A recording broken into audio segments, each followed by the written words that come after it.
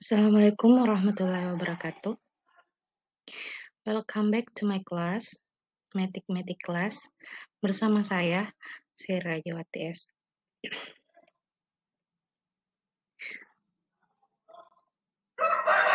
Oke anak-anakku sekalian, today's discussion today. Jadi topik kita yang akan kita bahas tentang dalam pembelajaran pada saat ini, yaitu Ibu tetap akan menyampaikan tujuan pembelajaran, kemudian akan mereview kembali pembelajaran, dan membahas tentang topik pembelajaran yang akan kita bahas pada kesempatan kali ini.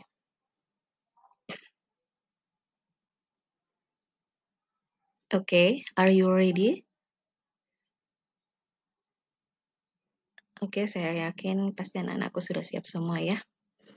Jadi, if you are ready study now, please get your notebooks and copy the important details. Jadi anak-anakku jika sudah siap belajar, tolong siapkan buku catatan dan catat poin-poin penting yang Ibu akan sampaikan pada pertemuan kali ini.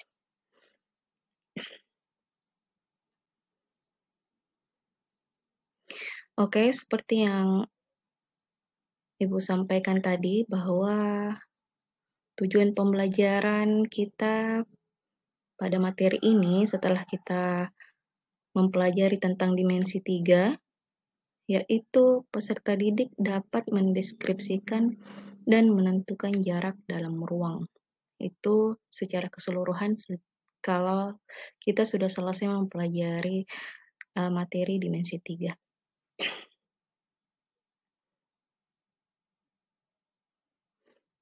Kemudian, apakah anak-anakku sekalian masih mengingat tentang apa itu dimensi 3 dalam matematika? Pertemuan yang lalu Ibu sudah bahas ya pengertiannya atau apa yang dimaksud dengan dimensi 3. Ada yang masih ingat? Oke, tentu anak-anakku pasti sudah ingat. Jadi, dimensi 3 dalam matematika itu adalah ilmu yang mempelajari elemen-elemen pada bangun ruang, seperti ukuran, titik, sudut, maupun jarak. Jadi itu ada elemen-elemen penting yang ada pada bangun ruang yang merupakan pokok dari apa yang akan kita pelajari pada dimensi 3. Oke. Jadi itu kemarin atau pertemuan yang lalu sudah kita bahas. Pada kesempatan ini, adapun topik yang akan kita bahas yaitu kedudukan titik terhadap garis dan kedudukan titik terhadap bidang. Jadi, seperti tadi, elemen-elemen dari dimensi 3 itu ada titik, ada garis, dan ada bidang. Untuk mengetahui lebih lanjut,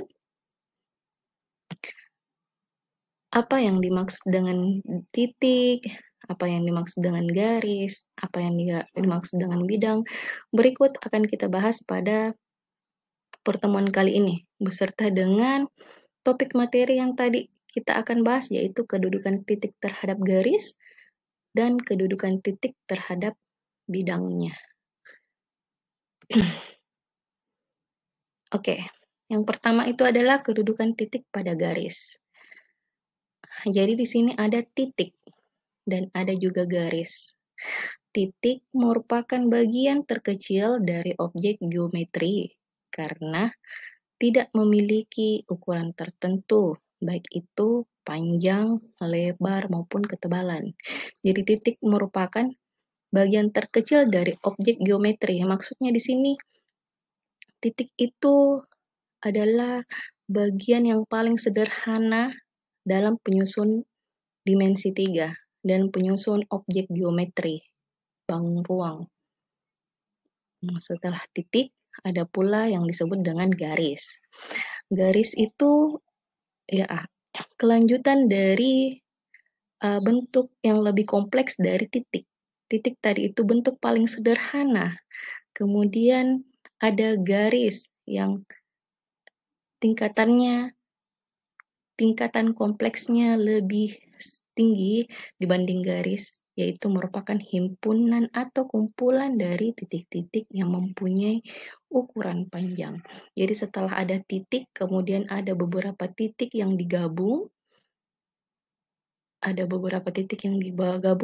gabungannya itu akan membentuk suatu garis yang nanti bisa diukur panjangnya. Jadi itu untuk titik dan garis. Kemudian, yang kita akan bahas itu adalah kedudukan titik pada garis. Kedudukan titik pada garis ini terbagi menjadi dua macam, yaitu titik yang terletak pada garis dan titik yang tidak terletak pada garis. Jadi ada dua macam. Ada titik yang terletak pada garis, ada pula titik yang tidak terletak pada garis tersebut. Ya, mari kita lihat gambarnya. Kedudukan titik pada garis. Semesta pembicaraan kita ini adalah garis EF. Jadi garis EF itu ini. Garis EF. Jadi titik yang terletak pada garis EF ini tergambar ada titik M.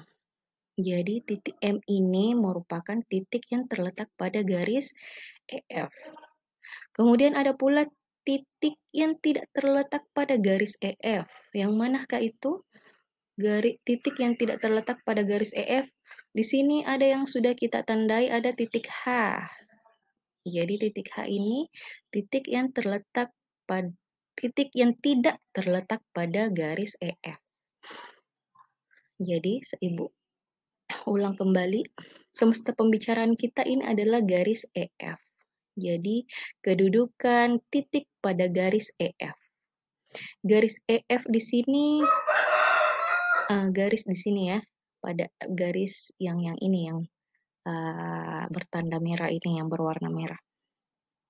Kemudian ada titik M ya, saya ulang tadi, titik M terletak pada garis dan titik H yang tidak terletak pada garis EF. Kemudian Bu, ada yang bertanya, bagaimana dengan titik G Bu, titik C, titik B, dan yang lain selain titik H tadi? Iya, ini juga sebenarnya titik D, titik A, titik B, titik C, titik G itu juga sebenarnya titik yang tidak terletak pada garis EF. Dia sama kedudukannya dengan titik H. Jadi pokoknya yang titik-titik yang di luar garis EF itu adalah titik yang tidak terletak pada garis tersebut. Kemudian titik yang terletak pada garis EF itulah yang dimaksud dengan titik-titik yang terletak pada garis EF, titik M. Kalau ada yang mau tulis titik N di sini, boleh. Jadi sudah jelas ya anak-anakku sekalian bahwa kedudukan titik terhadap garis itu terbagi menjadi dua, titik yang terletak pada garis dan titik yang tidak terletak pada garis. Oke, lanjut. Berikutnya, materi yang selanjutnya itu kedudukan titik pada bidang. Tadi sudah kita bahas tentang titik, apa itu garis. Sekarang kita akan bahas tentang bidang lagi. Kedudukan titik pada bidang. Terlebih dahulu kita harus tahu apa itu bidang. Jadi bidang sendiri itu merupakan gabungan lebih dari beberapa garis yang saling terhubung. Jadi di sini tingkatannya, tadi yang paling sederhana itu titik, kemudian kumpulan titik-titik itu bisa menjadi garis, kemudian kumpulan-kumpulan garis itu yang saling terhubung akan membentuk suatu bidang. Jadi bidang ini merupakan unsur-unsur dimensi 3 yang lebih kompleks lagi dari garis dan titik tentunya. Jadi kalau misalkan kita sudah tahu apa itu titik, kita sudah tahu itu apa garis, kita sudah tahu itu apa bidang. Sekarang kita lihat di sini kedudukan titik pada bidang. Jadi kedudukan titik pada bidang juga terbagi menjadi dua macam ya. Pertama itu titik berada di dalam bidang. Dan yang kedua titik berada di luar bidang. Jadi sifatnya sama tadi. Ada titik yang terdapat pada garis, kemudian ada titik yang tidak terdapat pada garis.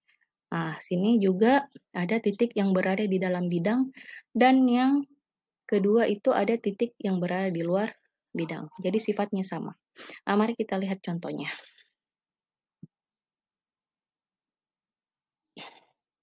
Kedudukan titik pada bidang. Jadi, semesta pembicaraan kita pada kesempatan ini yaitu bidang A, B, C, D. Bidang A, B, C, D. Ini yang diberi warna pink itu bidang yang merupakan bidang yang menjadi semesta pembicaraan kita. Bidang A, B, C, D. Jadi, ada titik D. Titik D terletak pada bidang A, B, C, D. Jadi ini ada titik D. Titik D itu terletak pada bidang A, B, C, D. Nah, kemudian ada titik H. Titik H tidak terletak pada bidang A, B, C, D. Jadi ini titik H tidak terletak pada bidang A, B, C, D. Jadi sama halnya tadi, bahwa semesta pembicaraan kita itu adalah bidang A, B, C, D. Titik-titik yang terdapat pada atau yang terletak pada bidang A, B, C, D itu titik D. Ada yang bertanya bagaimana dengan titik A, Bu, B, atau C? Ya, itu juga termasuk titik-titik yang terletak pada bidang A, B, C, D. Kemudian titik-titik yang tidak terletak pada bidang A, B, C, D selain titik H itu ada apa? Ada titik E, titik F, titik G, dan titik H juga tentunya. Seperti yang kita bilang tadi. Jadi di sini sudah jelas bahwa kedudukan titik pada bidang itu ada dua, ada titik yang terletak pada bidang dan ada yang tidak terletak pada bidang. Jadi sampai di sini anak-anakku mungkin sudah mengerti ya tentang dua topik pembahasan kita pada kesempatan ini, yaitu kedudukan titik pada garis dan kedudukan titik pada bidang. Dan anak-anakku juga sudah mengetahui apa yang dimaksud dengan titik, apa yang dimaksud dengan garis, dan apa yang dimaksud dengan bidang.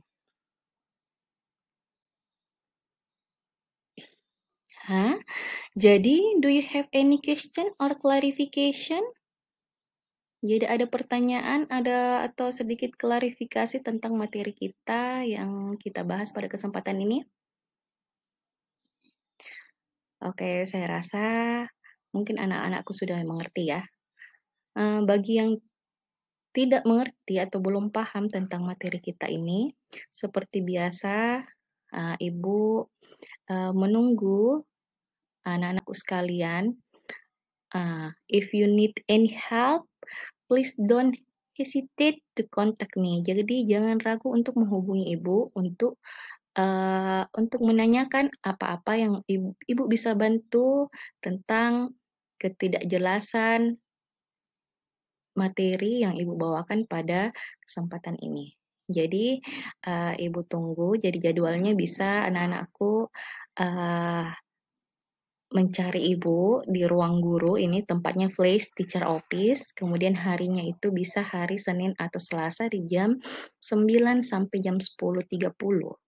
Anak-anakku bisa bertanya tentang materi kita pada pertemuan hari ini. Oke. Sekian dan terima kasih. Mohon maaf kalau misalkan ada kesalahan. Ibu ini sebagai manusia biasa juga tidak luput dari kesalahan. Sekian dan terima kasih. Assalamualaikum warahmatullahi wabarakatuh.